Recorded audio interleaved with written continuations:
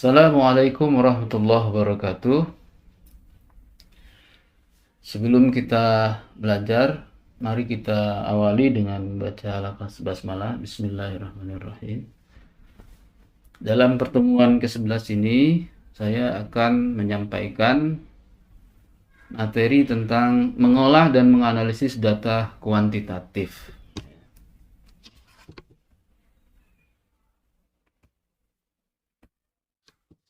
Nah, nanti di pertemuan berikutnya saya akan sampaikan mengolah dan menganalisis data kualitatifnya ya, di pertemuan ke-12.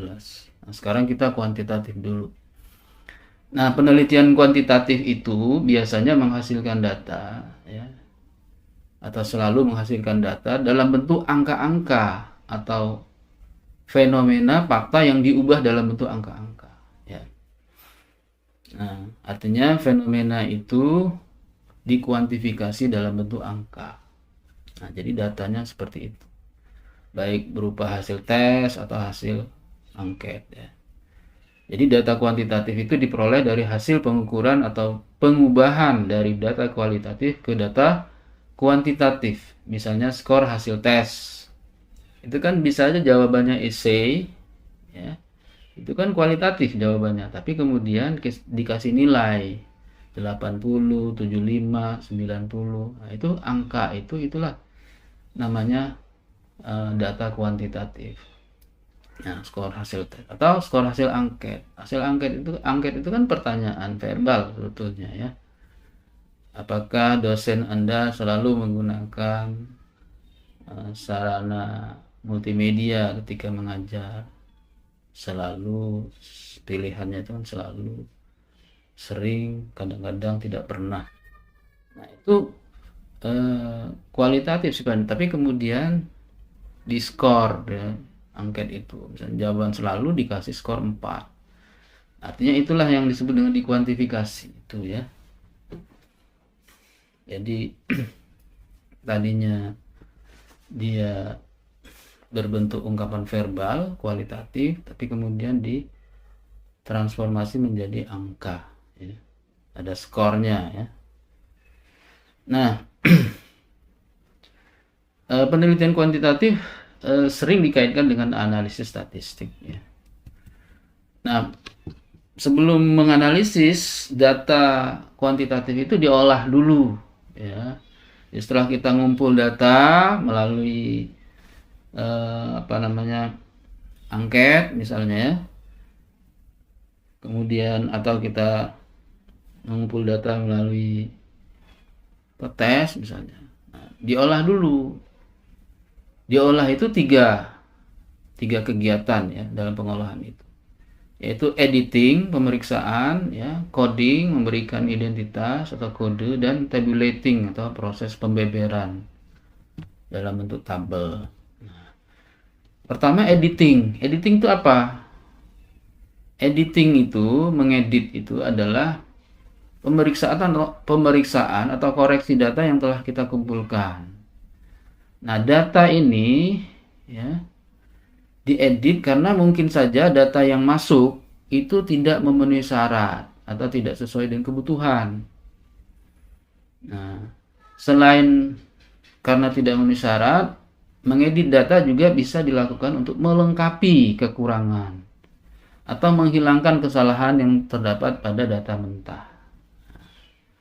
Nah, cara mengedit data ini bisa dengan mengulangi pengumpulan data atau dengan cara penyisipan data ya, disisipkan data. Nah, data yang salah dibuang gitu ya, karena tidak memenuhi syarat untuk dianalisis. Ini contoh ya, contoh nanti lebih spesifiknya. Misalnya data kita ada kuesioner atau angket ya. Angket itu misalnya sudah diisi oleh responden ya. Nah, kita memeriksa ya, aspek-aspek yang perlu diperiksa pada angket yang telah diisi responden itu apa? Yaitu kelengkapan responden dalam mengisi setiap pertanyaan yang diajukan dalam kuesionernya. Kalau belum lengkap, maka peneliti dapat meminta responden untuk mengisinya kembali. Misalnya, ada 10 soal gitu ya, ada 10 pertanyaan dalam angket, yang diisi cuma 9, ada satu yang dia lewat. Nah, berarti kan tidak lengkap. Nah, ini kita kembalikan kepada respondennya. Dek, ini belum lengkap, nomor 9-nya belum diisi, tolong diisi kembali. Nah, gitu ya. Nah, kalau misalnya kita nggak ketemu lagi responden, terpaksa kita buang itu ya. Jadi kita nggak pakai itu karena nggak lengkap. Karena hanya diisi 9 pertanyaan aja yang dicontreng gitu kan. Nah, atau yang diisi oleh responden. Nah, kemudian bisa jadi yang diperiksa itu adalah konsistensi responden dalam mengisi kuesioner. Misalnya kalau ditanya status perkawinan responden, dia jawab belum kawin. Tapi pas ditanya ada pertanyaan berikutnya ya, tentang jumlah anak, misalnya dia mengatakan anaknya 2 orang. Nah, ini kan berarti nggak konsisten. Katanya belum kawin, tapi pertanyaan berikutnya tentang anak, dia mengatakan jumlah anaknya 2 misalnya. Nah, inkonsistensi. Nah, artinya ada salah satu jawaban yang salah gitu. Nah, ini mungkin kita perlu konfirmasi lagi kepada yang bersangkutan ya.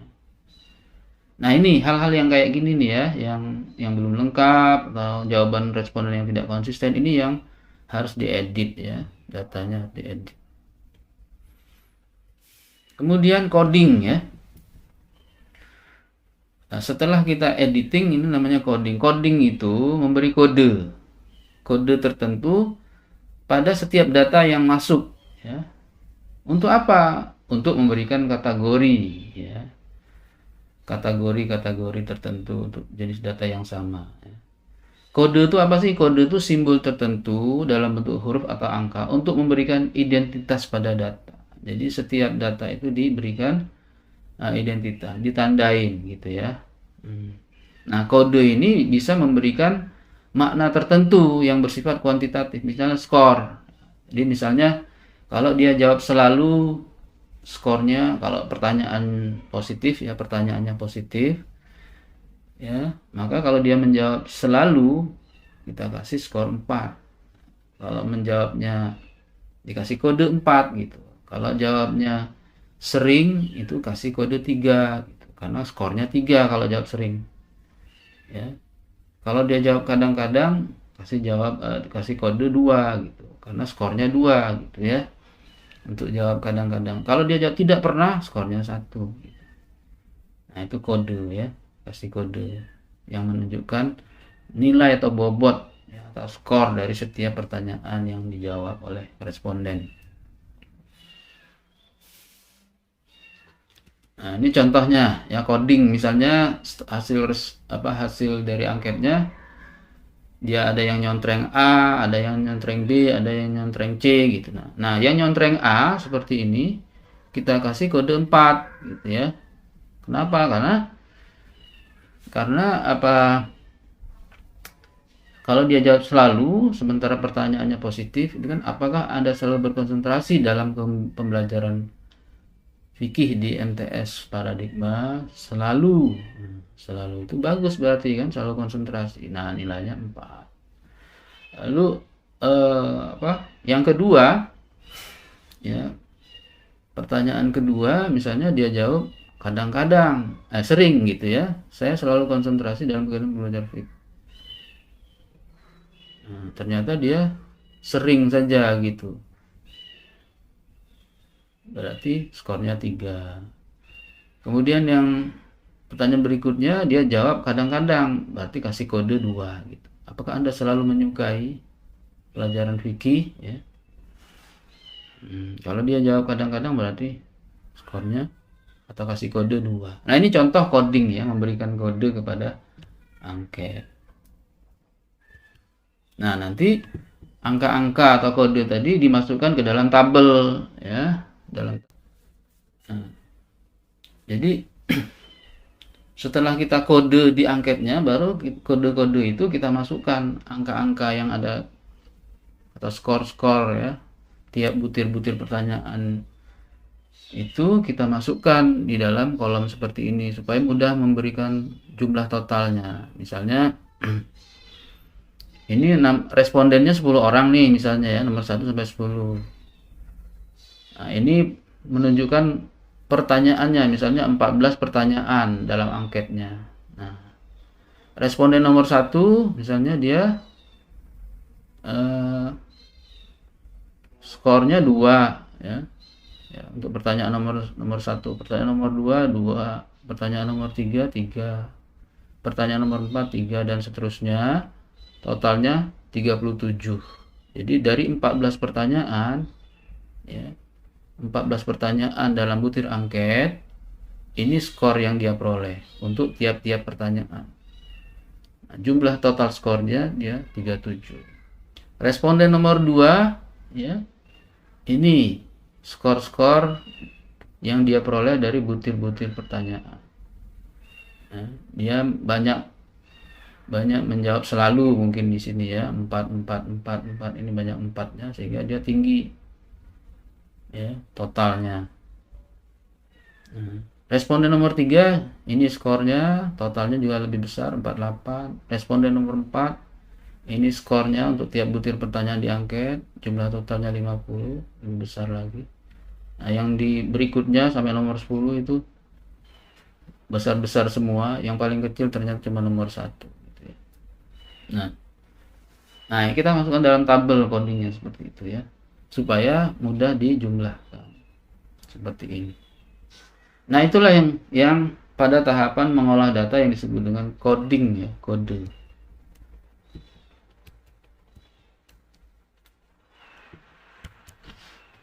Nah, tahapan ketiga adalah tabulasi ya.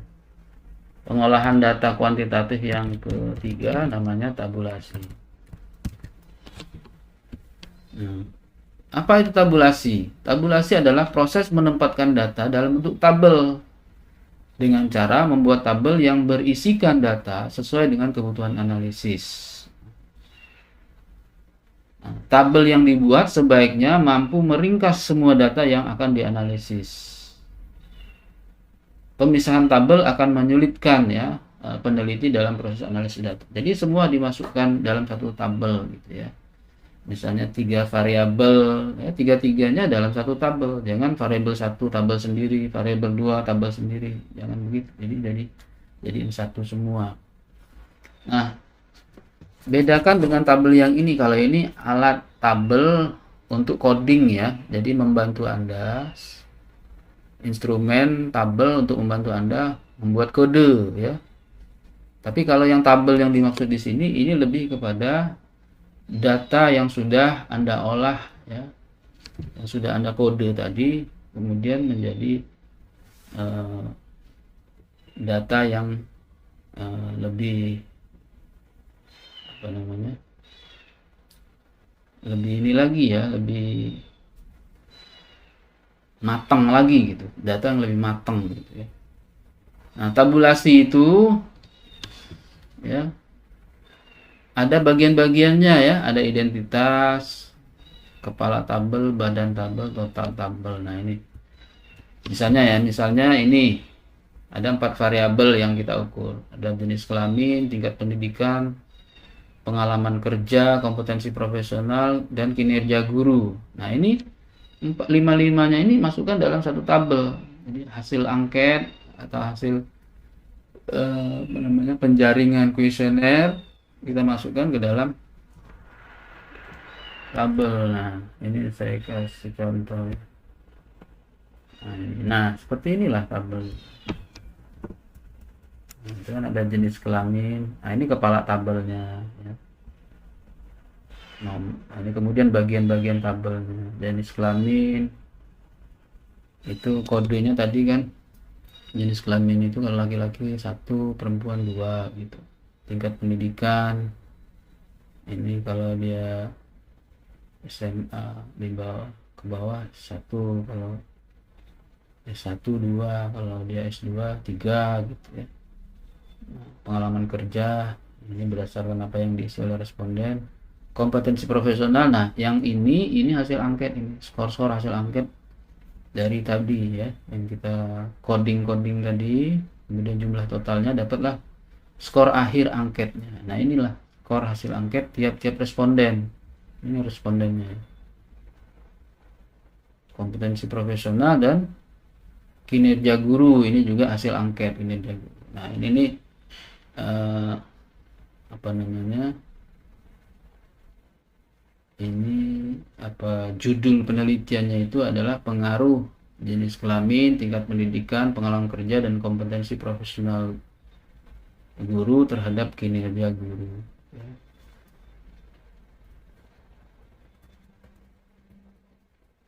Nah, ini contoh tabel ya, berarti ini ada 40 orang responden ya. Ini ada keterangannya di bawahnya ya. Kalau jenis kelamin 1, laki-laki itu dikasih 1, perempuan 2. Kalau pendidikan, kalau diploma 1 ya, sarjana 2, magister 3 gitu ini ya. Nomor 1 ini bukan SMA, jadi diploma ya. Kalau diploma kasih angka 1, kalau sarjana kasih angka 2, kalau dia magister kasih angka 3. Kemudian ini jumlah total skor ya. Skor. Nah inilah contoh tabel ya, contoh tabulasi. Kita kembali ke PowerPoint ini. Nah kita masuk ke, setelah pengolahan data, kita masuk ke analisis data ya.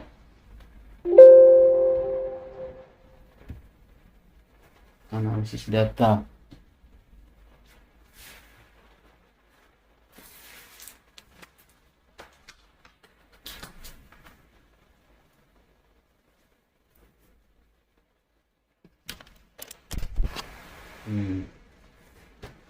Nah untuk analisis data kuantitatif ya, ada 2 ya, ada statistik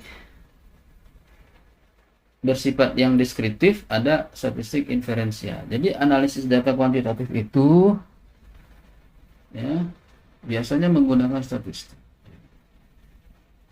Nah, statistik ada 2 jenis, ada statistik deskriptif, statistik yang tujuannya itu apa namanya, menganalisis data yang sifatnya deskriptif, menggambarkan data itu secara deskriptif saja, tidak menghubungkan antara data pada variabel tertentu dengan variabel yang lain.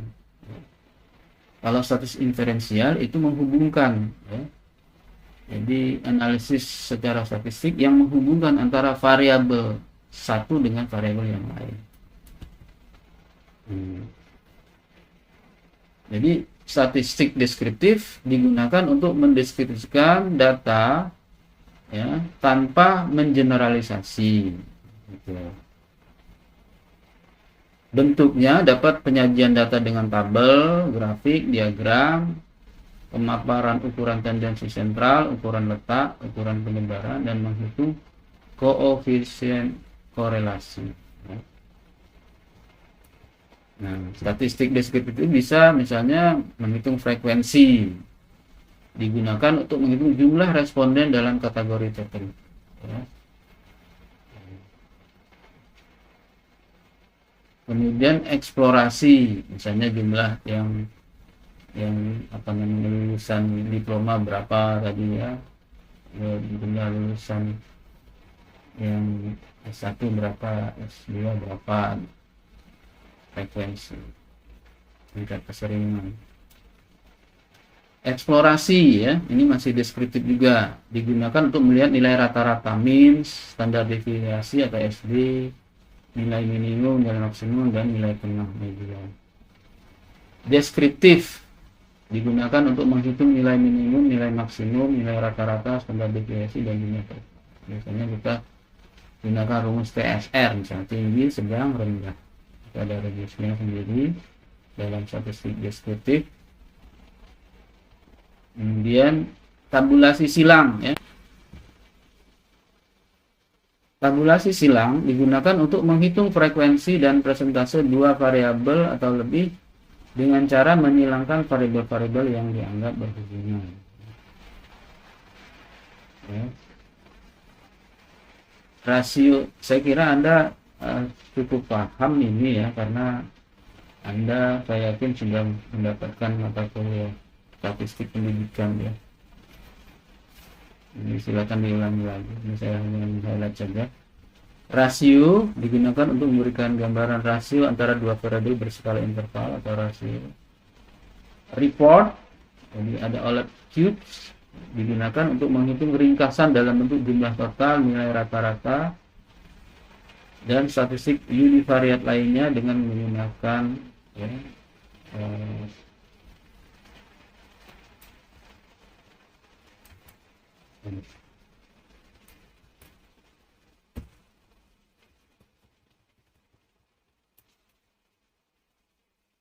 variabel yang berskala nominal ya. Ordinal. Case summaries, prosedur penilaian statistik subgroup kelompok variabel berdasarkan pada kategori beberapa variabel. Saya highlight ini ya. Kalau means itu nilai rata-rata, median nilai tengah, modus nilai atau frekuensi yang paling sering muncul, nilai minimum nilai terendah, nilai maksimum nilai tertinggi ya, biasa tinggi sedang rendah, standar deviasi ya, SD ya.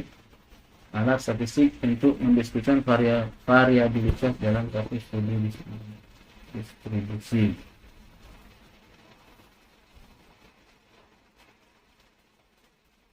Nah, itu statistik deskriptif. Kemudian ada statistik inferensial ya. Disebut juga statistik induktif atau statistik probabilitas. Teknik statistik inferensial digunakan untuk menganalisis data sampel dan hasilnya diberlakukan untuk populasi. Ya, jadi sampel itu kan mewakili populasi. Misalnya populasinya 100 orang, diambil sampel 20% sama 20 orang. Nah, 20 orang itulah yang disebarkan anketnya atau yang dites. Nah, hasil tes atau skor hasil angket untuk 20 orang itu sudah mewakili 100 orang populasi. Statistik inferensial terbagi menjadi statistik parametrik dan non-parametrik. Menggunakan statistik parametrik dan non-parametrik tergantung pada asumsi dan jenis data yang diambil.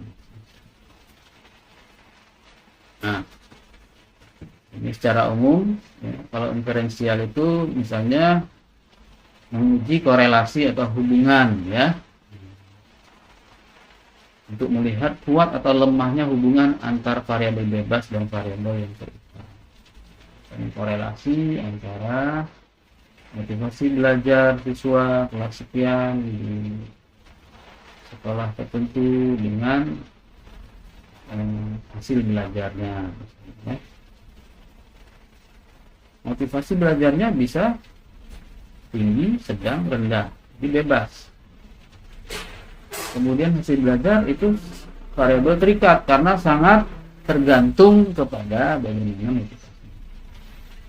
Kemudian ada rumus regresi ya, yang gunanya memprediksi seberapa besar pengaruh variabel bebas terhadap variabel terikat.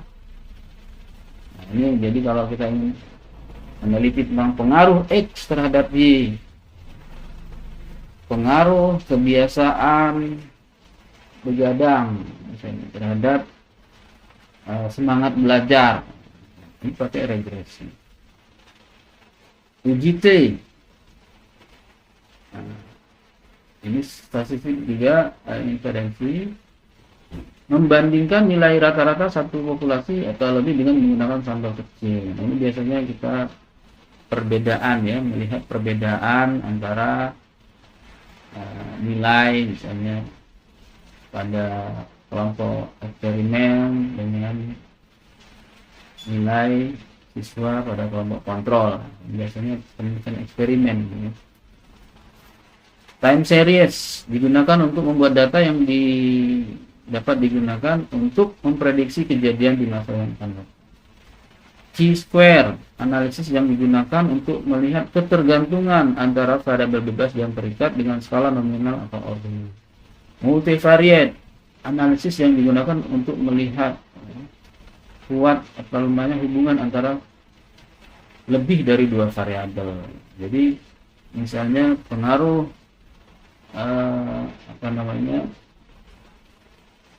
pengalaman kerja guru dan profesionalitas guru, pengalaman kerja dan profesionalitas guru terhadap kinerja guru. Jadi variabel X-nya ada dua, pengalaman kerja, profesionalitas, X1, X2-nya profesionalitas, kemudian dihubungkan dengan kinerjanya, variabel Y-nya kinerjanya. Jadi itu 3 variabel, itu namanya multivariat. Kadang-kadang variabel X-nya bisa 3 atau 4, seperti tadi ya, umur, jenis kelamin, pengalaman kerja, profesionalitas. Ada 4 variabel ya, dikaitkan dengan kinerja guru. Jadi itu namanya multivariat. Nah, kemudian statistik parametrik, asumsi ginian adalah data yang dianalisis harus berasal dari populasi yang berdistribusi normal.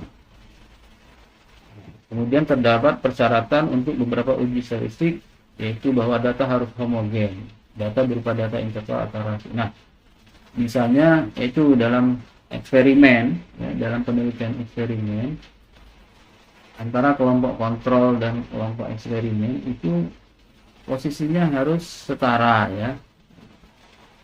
Jangan misalnya kelompok eksperimen itu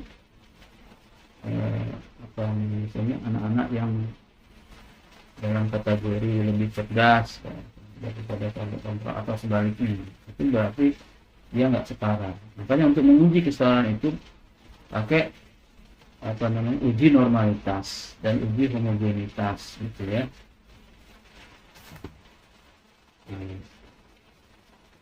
Jadi dia harus homogen dan normal. Nah, pakai uji statistik apa itu untuk parametrik? Ada uji Z, uji T, uji F, Q kuadrat, analisis varian, analisis regresi dan korelasi, dan analisis jalur. Nah, ini Anda lebih jauh berkonsultasi dengan ini ya, analisis statistik dan dasar statistiknya. Kalau non parametrik tidak harus ada distribusi normal, asumsi distribusi normal. Kekuatan hasil uji tidak sekuat statistik parametrik. Banyak digunakan untuk menganalisis data nominal dan ordinal. Nah, misalnya korelasi antara dua variabel X dan Y, ya. Hubungan antara tadi ya, pemanfaatan teknologi IT dalam perkuliahan dengan prestasi akademik siswa misalnya, itu nggak perlu harus ada uji normalitas, ini seperti itu. Non parametrik misalnya uji McNemar untuk menguji hipotesis komparatif dua sampel berpasangan dengan data nominal. Sign test, Wilcoxon match test ya, untuk menguji hipotesis komparatif dua sampel berpasangan dengan data ordinal. Koefisien kontingensi ya, untuk menguji hipotesis hubungan dengan data nominal. Nah, ini untuk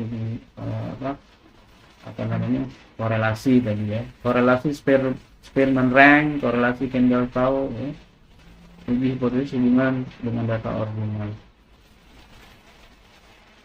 Nah, ini contoh ya.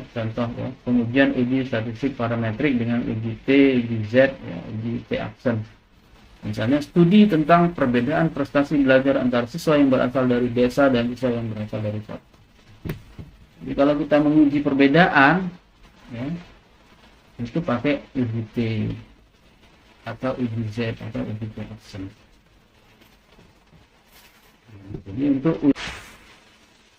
Jadi uji T, uji Z, uji T-aksen ini untuk uji perbedaan yang hanya melibatkan satu variabel bebas ya, dan hanya dua kelompok dapat digunakan uji bedanya.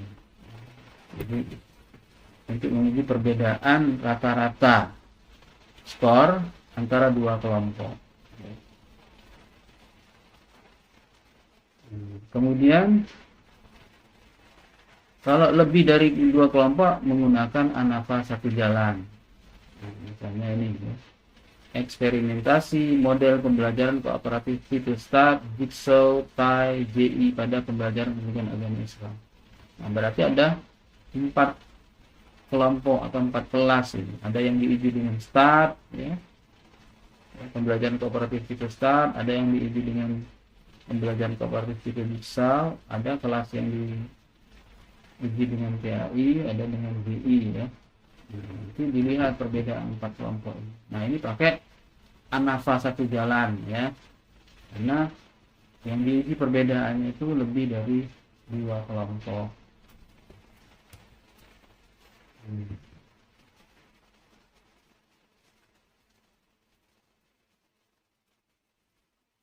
Untuk uji perbedaan yang melibatkan 2 variabel bebas menggunakan ANAVA 2 jalan, untuk 3 variabel bebas dengan ANAVA 3 jalan. Misalnya, studi eksperimentasi model pembelajaran kooperatif Fitur Jigsaw dan Start pada pembelajaran pendidikan agama Islam ditinjau dari IQ siswa. Nah, ini variabel bebasnya ada 2 nih, ya. Model pembelajaran kooperatif Fitur Jigsaw dan Fitur Start. Nah, berarti 2 jalan. Ini pakai ANAVA, ya, statistik ANAVA belajar.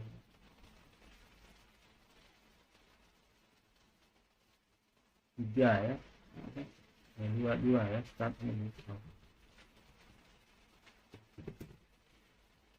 Kalau ini untuk menguji hubungan 2 variabel atau lebih dapat menggunakan analisis korelasi. Studi tentang hubungan IQ dengan prestasi belajar pendidikan agama Islam, ya. Variabel X-nya IQ, variabel Y-nya prestasi belajar.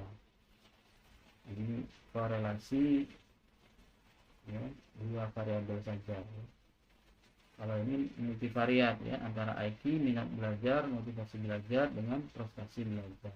Nah, ini pakai analisis korelasi, korelasi kontingensi, ya, korelasi terhadap momen dan lain-lain. Nah, sekian, terima kasih. Saya kira itulah, ya, pembahasan kita tentang mengolah dan menganalisis data kuantitatif. Berikutnya nanti kita akan, pada materi berikutnya kita akan bicara tentang bagaimana mengolah dan menganalisis data kualitatif. Sekian dan demikian. Terima kasih dan mohon maaf. Mari kita tutup dengan lafaz hamdalah, alhamdulillahirabbil alamin. Wabillahi taufiq wal hidayah, waridha wal inayah. Assalamualaikum warahmatullahi wabarakatuh.